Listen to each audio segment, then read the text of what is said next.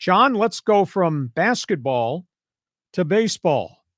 The baseball season starts Wednesday. Yeah, are you going to be up early in the morning? 3 a.m., dude. I think I'm going to set my alarm and watch the game for sure. Yeah, Padres, Dodgers, and the Yankees. There's a lot of hot headlines here involving these teams.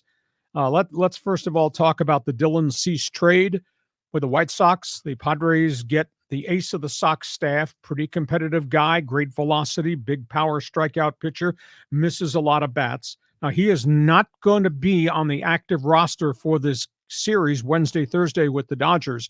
He did pitch Sunday night and went 2 strong innings just to get acclimated in South Korea to his teammates and his team. He pitched okay as they hung on and they beat the LG Twins of Korea. So Dylan Cease will be there, and I like this Padre pitching staff because this Padre pitching staff right now, as I view it, has got the big three. They got the young pitcher, Michael King, as the fourth, and then they'll have a myriad of guys, some of them came from the Yankees, will fight for the fifth position. You got that rotation with 9 guys in the bullpen who have all proven themselves at different roles, responsibilities. The Padres still have money to spend. I think A.J. Preller saving what's left. We're led to believe it's $8 million left, saving it for the trade deadline. If he has to do something, wants to do something, makes a deal for someone that makes a difference. I think I'd rather have that money in my pocket than do it now. They are continuing to talk to Tommy Pham, but it's a 1-year deal. It's worth $3 million. You know, Pham, when he was here, I think hit 211 and 226 with the Padres. He had about 5 substandard seasons. Last year, he did hit pretty well with the Arizona Diamondbacks, but he's out there. I don't know whether they're going to sign him or not.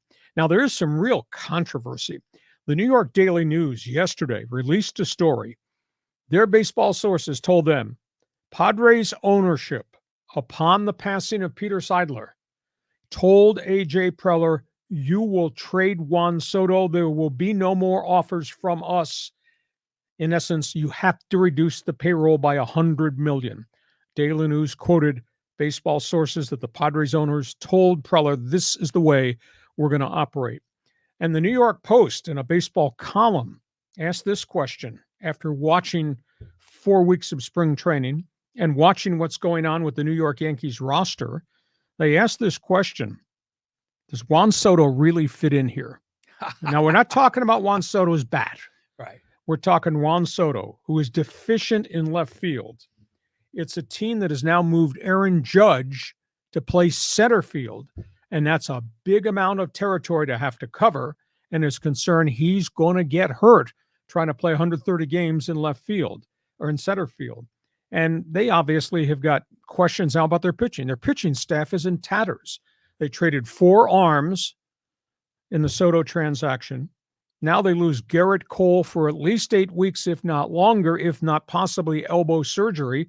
That's a big blow. Carlos Rodon, who's been an accident waiting to happen ever since he left the White Sox, is getting shelled. He's got forearm problems again. And Nestor Cortez, who pitched well till he physically broke down last year. So suddenly, Yankees seem to have all these issues with their roster. Now people are second-guessing Brian Cashman. Yeah, you got Soto, and Soto may have MVP credentials, but look at the rest of your roster. Yankees, to me, look in trouble. Okay, comment on the Padres, what you saw. Comment on the Yankee storylines. Well, the Dylan Cease trade, I still love it. I mean, even after sitting on it for a few days, terrific. I watched the game last night. You know, it was on late at night, like at 8 o'clock, and Cease pitched. And boy, when he was throwing, I hadn't really studied him before, but you just feel very confident that this guy is going to be rock solid. You know, there's no second guess in this. He's going to be a good quality pitcher. He's a fierce pitcher. He's only had 1 crummy season on a crummy club last year. Yeah, exactly. So this is, I think, a great deal for the Padres. And it's interesting, like you say, it's that trickle down effect, because now you've got the 3 veterans. Then you got in the 4th spot, you got King, and then you got all those other guys competing for number 5. But I'll tell you what, Matt Waldron and that knuckleball was pretty crafty last night. I think he went 3 innings of shutout ball. He's had a very good spring. Mm-hmm. Now, maybe that's because it's spring training and people aren't used to seeing knuckleballs, and maybe when we get to opening day, people light him up. I don't know. I mean, he's a lifetime 4A player. Are you telling me a 4-8 pitcher is going to make a difference in a pennant race? Yeah. But maybe as the 5th starter, yes. Yeah, exactly. Okay, your thoughts on everything being written in New York? Well, it's funny how the Yankee fans are kind of realizing what we felt in San Diego, that Juan Soto is an amazing player, but he sometimes doesn't really fit. And defensively, yeah, he's not very good defensively. We saw that plenty of blunders last few years. But the Yankees got Trent Grisham that can play center field, no problem. Why don't they just DH Aaron Judge, or do they have someone else in the DH hole? Well, they've got a young rookie by the name of Spencer Jones. Big, tall, power-hitting left-handed bat. He's Carlsbad.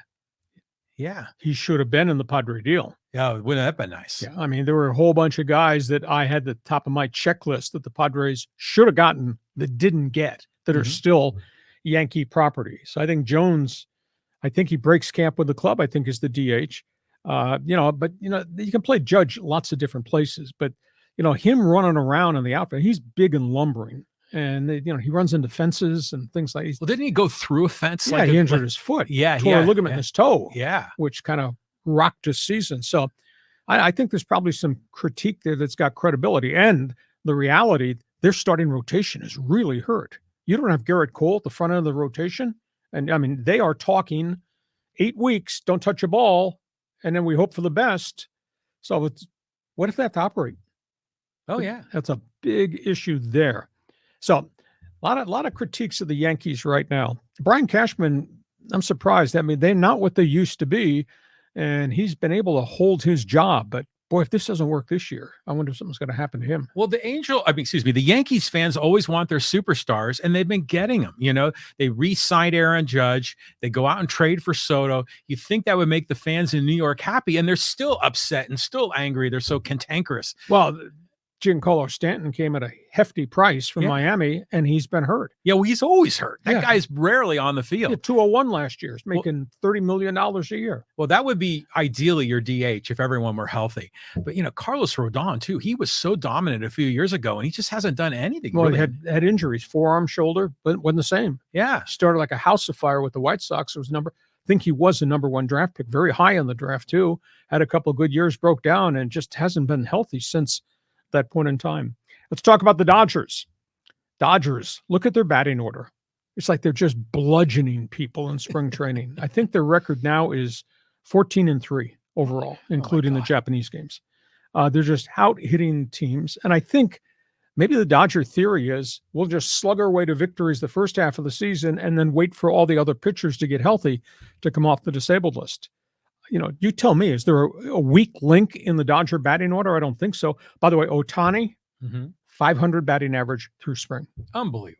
Now, that includes 0 for 3 before he's getting on the plane. He was hitting 750 before he had the last 0 for game. I mean, what a phenomenal thing there. They got the 3 young pitchers. They're taking them all to opening day. Bobby Miller, Gavin Stone, Mike Grove. Walker Buehler's on a faster track than they want him to be, but he's pitching okay. And obviously, they're going to wait for Dustin May. Then we'll see what happens with Kershaw. Yoshi Yamamoto. Now, I'm not going to run around on saying the barn is on fire, but he's had 4 outings.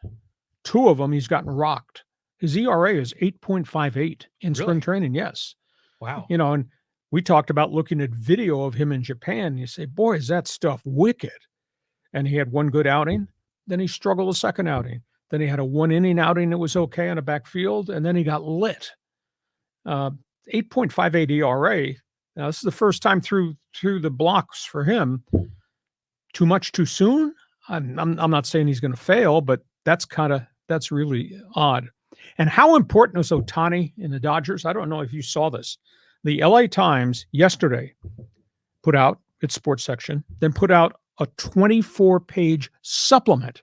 And here I was ripping it open. I thought, it's great. It's going to be preview each of the divisional races. Look at the teams. It's 24 pages of Ohtani. I mean, articles, tons of pictures. Ohtani, the high school player, Ohtani in Japan, Ohtani with the Angels, Ohtani with surgery, Ohtani's wife, Ohtani's family, Ohtani's former coaches and opposing players. It was a fascinating piece of journalism. 24-page section just dictated towards Showtime. Amazing. Okay, go ahead. But you said that the LA Times was changing their whole strategy, right? Yeah. They're giving up on all the data and the box scores, and they want these magazine Yeah. articles. Well, why don't you, if that's the case, I like the LA Times, past tense. If that's the case, just bring back the LA Times Sunday magazine, Yeah. which was very good, very slick, but not having game stories and having 3:30 p.m. deadline. That's absurd. I don't know anybody else. If anybody else in the world was running it, you say, oh, maybe they've stumbled. There's nobody else in the newspaper business is doing that. No. The LA Times, second market in the country. But the newspaper industry is so upside down right now. I mean, but to go into the other comments there, Yamamoto, I'm very interested to see how he does. His whip and ERA were really low in Japan. And so, you got to face big boys now. It's a little different. But, again, it's spring training. We'll see how it goes. But it's hard to find any weakness in this Dodger team. The only thing we can root for, as at least for me as a Padre and Giants guy, is that Dave Roberts is going to somehow screw this whole thing up in the playoffs again. No, how mean are you? But what? I mean, they're just so loaded. They've got everything. It's like an embarrassment of riches. So, we'll see how this whole thing rolls out. The kids have got to pitch well in the beginning of the season.